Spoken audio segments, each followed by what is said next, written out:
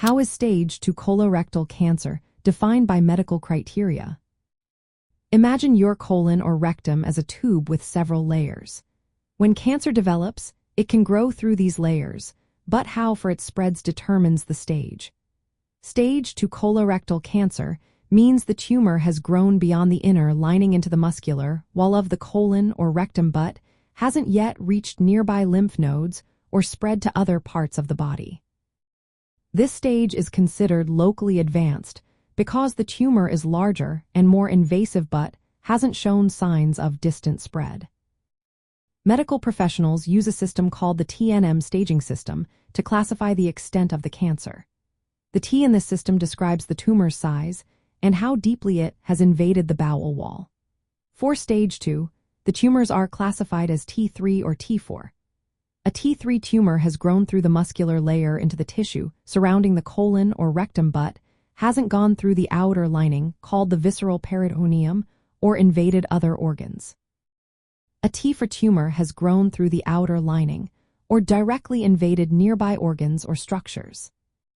Stage 2 is further divided into 3 subcategories based on how far the tumor has penetrated. Stage II involves tumors that have grown through the muscular wall into the outer layers but haven't invaded other organs. Stage IIB includes tumors that have penetrated the outer lining of the abdomen, called the visceral peritoneum. Stage IIC refers to tumors that have invaded or stuck to nearby organs or tissues. An important part of staging is the N category, which looks at whether the cancer has spread to nearby lymph nodes.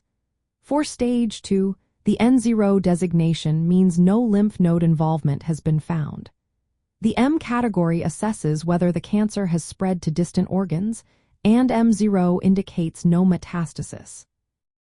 So, for a cancer to be classified as stage 2, it must have no lymph node involvement and no distant spread, but the tumor must have grown through the bowel wall as described. Doctors also consider certain high-risk features that might influence treatment choices.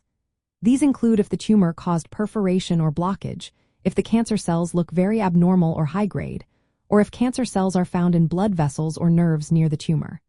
Sometimes, if fewer than 12 lymph nodes are examined during surgery, that can also be a concern. Additionally, if cancer is found at the edge of the removed tissue, it might suggest incomplete removal. Understanding these details helps guide treatment. Some patients with stage 2 colorectal cancer may benefit from additional therapy after surgery, especially if they have high-risk features. The goal is to reduce the chance of the cancer coming back and to improve long-term outcomes. Always remember, each case is unique, and your healthcare team can provide guidance tailored to your specific situation. If you or someone you know is facing this diagnosis, consulting with a medical professional is essential for the most accurate information and personalized care.